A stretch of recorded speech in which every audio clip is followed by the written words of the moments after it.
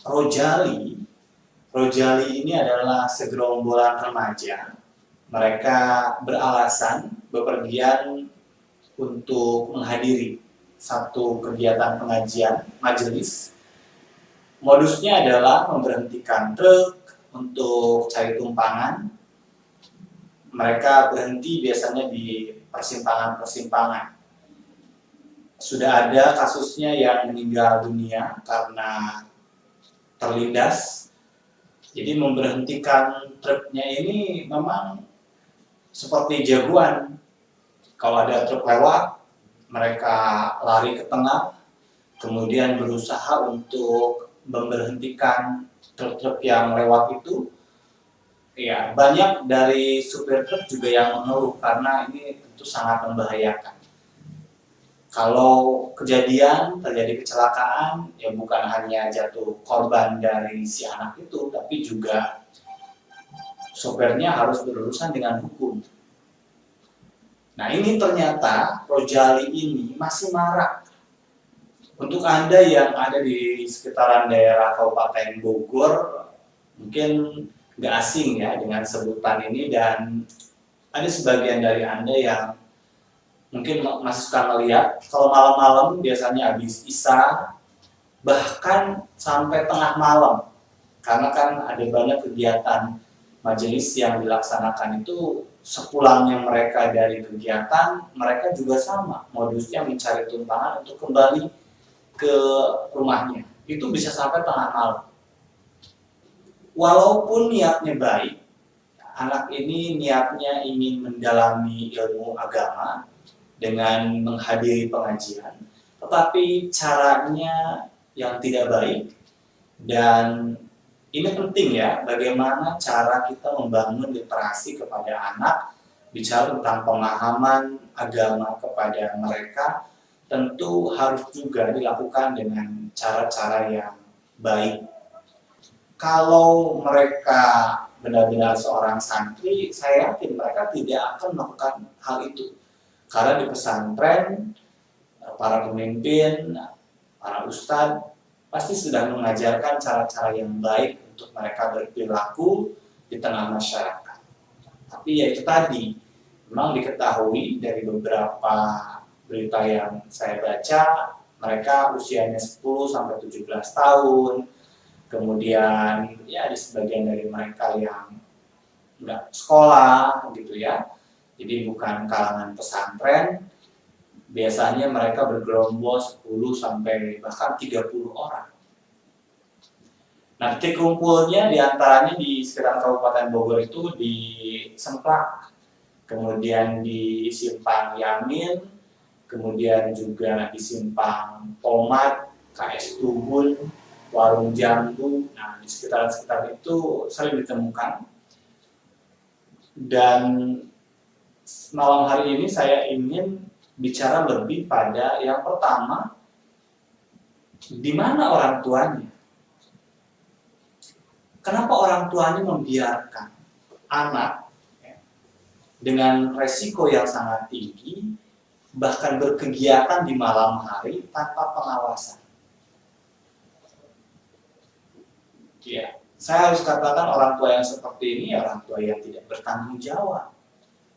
Kenapa ya? Bagaimanapun anak keluyuran dengan niat baik, ya sekalipun tadi menghadiri pengajian, tetapi kalau orang tuanya bertanggung jawab, maka mereka siogianya juga yang bersama dengan anak itu, ya bersama-sama satu keluarga. Kalaupun memang akan menghadiri pengajian, mengajak anak untuk menghadiri kegiatan keagamaan, bukan membiarkan mereka keluar malam dengan teman-temannya dan bisa jadi pulang-pulang tinggal nama. Sempat viral videonya, Anda bisa cari di YouTube, ya di beberapa situs berita juga pernah diangkat. Jadi ada anak yang terserempet ya 2 bulan yang lalu karena dengan beraninya ya, lari ke tengah untuk menghentikan truk yang melaju kencang. Ada banyak ternyata orang tua yang nggak peduli dengan anak-anak.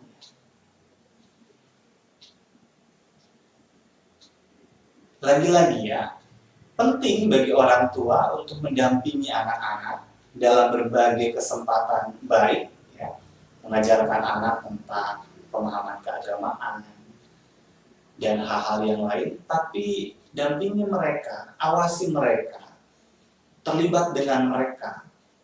Karena kalau mereka dibiarkan, bahkan tadi ya, segerombolan itu kan dengan pemahaman seorang anak, mereka akan menafsirkan banyak hal ya dalam alam pikiran anak yang bisa jadi belum tentu benar. Maka terlihat gelagat mereka itu ya termasuk anak-anak yang secara pemahaman perlu untuk diluruskan ya, bagaimana perilaku mereka mendalami ilmu agama, mengungkapkan ya, kecintaan mereka pada Allah Subhanahu wa Ta'ala dan Rasul dengan cara-cara yang baik yang diajarkan oleh agama. Dan ini fenomena yang sudah lama bertahun-tahun terjadi. Saya juga sangat berharap kepada pihak kepolisian untuk secara ketat melakukan patroli sehingga fenomena ini bisa hilang. Penting juga bagi masyarakat untuk melakukan ya, kegiatan pencegahan. Ya, ada banyak warga kita ini yang juga nggak peduli melihat segerombolan anak seperti itu ya, karena itu dianggap sudah biasa begitu, ya dibiarkan begitu saja. Ada banyak ya. Jadi kalau kita melihat soal tanggung jawab pendidikan, saya selalu mengatakan bahwa tidak hanya rumah, sekolah, tapi juga masyarakat. Ini masyarakat juga penting kalau lingkungannya menjadi tempat anak-anak nongkrong gak jelas. Ya, perlu ada satu upaya satgas gitu ya yang ngeprak-ngeprakin anak-anak supaya mereka tidak melakukan kegiatan-kegiatan yang sangat berisiko. Ini lurahnya, RT-nya, RW-nya harus peduli karena ini perlu kolaborasi semua pihak. Tadi saya katakan di awal orang tuanya di mana, berikutnya ya masyarakat. Ya, ketua RT, ketua RW, lurah, camat harus peduli. Bangunin pondok belajar supaya mereka bisa belajar agama dengan lebih baik gitu. Dan tanamkan kepada mereka cara-cara yang baik